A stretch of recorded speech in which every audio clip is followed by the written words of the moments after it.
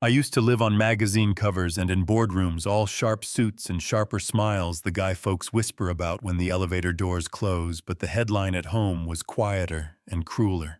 My son Evan was labeled at birth like a file stamped in red. Autistic, Down syndrome, effectively paralyzed, unlikely to speak. And every night the baby monitor answered my prayers with the same soundtrack, steady breathing, and nothing else. I built therapy rooms with the kind of money that makes people say anything is possible. Hired specialists who spoke in acronyms, and certainty bought machines that blinked hope in blue lights. And still the house stayed silent, in a way that got into your bones, you know what I mean. Then we hired a housekeeper, not a therapist, not a miracle worker, just Ana Morales with steady hands and a voice that never asked for a performance.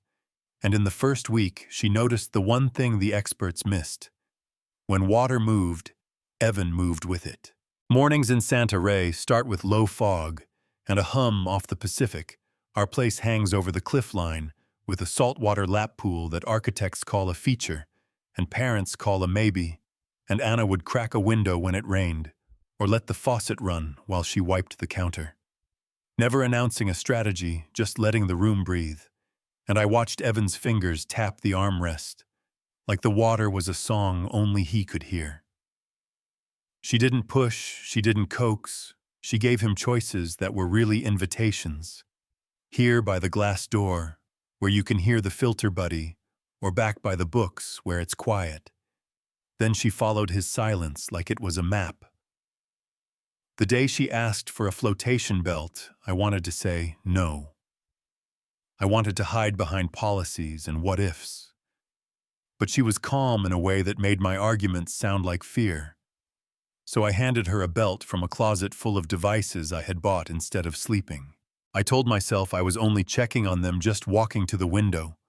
But my heart was banging like an idiot drum, and there she was, stepping down the pool ladder with my boy against her chest.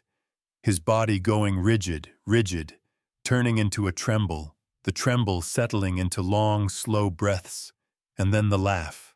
A bright, short sound, like a light bulb catching, and I swear the whole house leaned toward it. Anna didn't make a scene, she whispered. It's okay.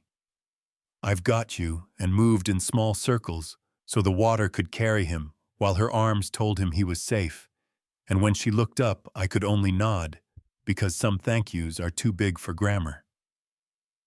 Evan turned his head, found my face, and said it in a voice that barely disturbed the surface. Dad. Just that. And my legs quit, and I knelt in a suit I didn't deserve, crying the kind of tears you don't plan for, because the thing you've been begging for has finally learned your name. We didn't throw a party, we built a routine, small and repeatable pool time after breakfast, picture books by the water in the afternoon, soft music that sounded like wind in pine trees, not playlists that try too hard. And we wrote what worked on index cards held with a rubber band, like it was a new family Bible. Evan found a blue foam boat and held it with both hands, as if it might leave. Then he said, "Boat, simple and perfect," and I grinned like a fool, because second words matter almost as much as first ones, yeah. That happened. On good days he traced ripples with his fingers, on hard days he folded into himself, and we backed off. We learned his tells and didn't turn them into tests. And all the while the house changed temperature warmer by 1/2 degree, because hope has a heat you can't measure. 3 weeks in, Anna opened a locked drawer in my study looking for invoices and found a manila folder with our name on it. She sat on my couch with eyes that were steady and wet and said, "Mr. Grayson, I read something I shouldn't have. I think you need to see it."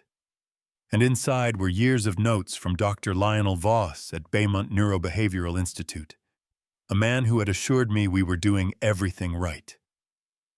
You ever read a page that turns your mouth dry, phrases like compliance reinforcement, and behavioral suppression, and restraint chair, when indicated lined up like they were reasonable weight charts, that slid downhill medication lists, that looked like someone emptied a cabinet, and it hit me like a second ocean.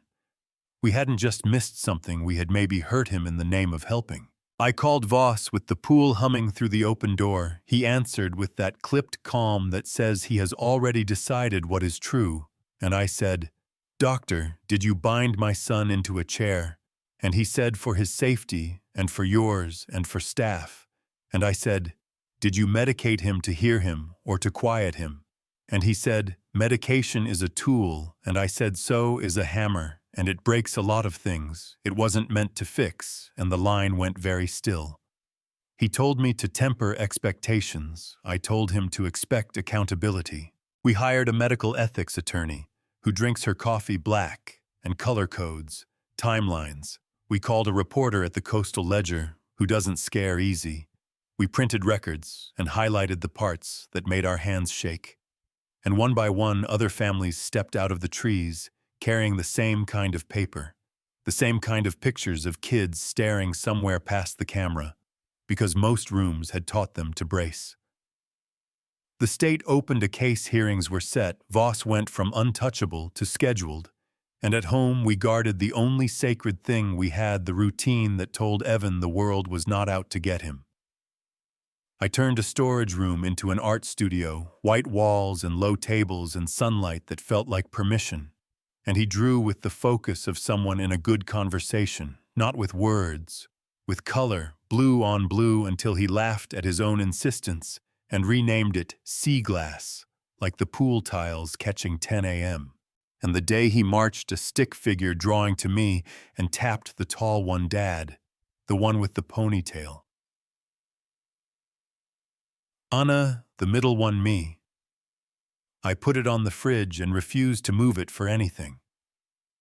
Meanwhile, the hearing smelled like printer toner, and Nerve's parents read statements that shook and didn't break. Experts explained what polypharmacy does to a child's body, and the board chair said the words license suspension, pending further action, and it wasn't victory so much as oxygen.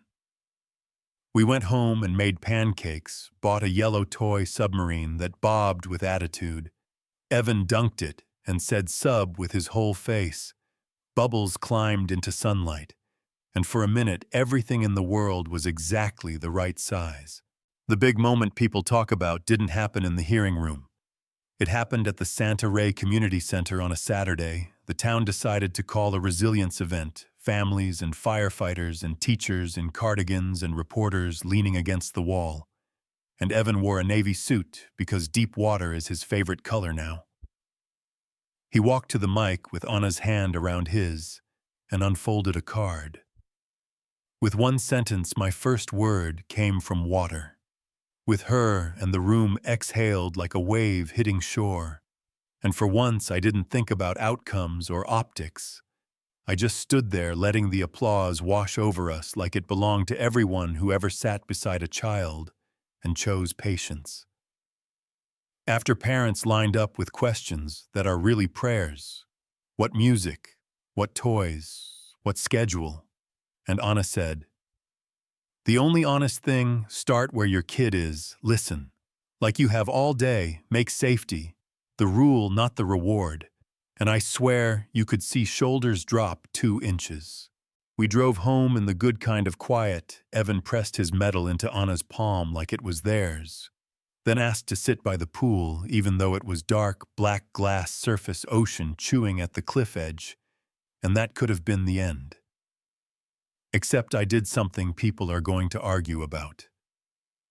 With my attorney's help, I filed to name Anna as Evan's permanent co-guardian, not later. Now she didn't ask for it. She tried to talk me out of it. Miles, this changes your family tree. I'm the housekeeper who kept showing up. And I said, you're the person who made him safe enough to speak. That's not housekeeping. That's parenting. My extended family had opinions. The internet had. Takes a therapist from the old days, sent a paragraph about boundaries and yeah, I hear all of it. I know we're touching every live wire at once. Money, love, control. And still, I put my name on the paper because some lines deserve to be drawn where the truth actually lives. So here's where I leave it open. A judge will decide next month, and you can tell me if this is wisdom or a mistake. If naming the person with the presence matters more than preserving the org chart of a family. If we as a culture medicate difference because it's loud, or because we're scared, if silence is always a problem, or sometimes a protection waiting for safety, you can tell me if I saw it too late or just in time. What I know is simple safety before speech is not a slogan. It's a map. Water is not magic. But for my boy, it's a language. And showing up with patience is not small. It is everything. You know what I mean. If this story hits a nerve, drop your take in the comments. Argue with me and with each other respectfully. Tell us what you've seen in hospitals, classrooms, homes. Tell me if co-guardianship is the right call or a dangerous precedent. Tell me where you think the line should be, and if you want more stories that skip the headline and go straight to the truth, hit subscribe, share this with someone who needs to hear that. Listening counts.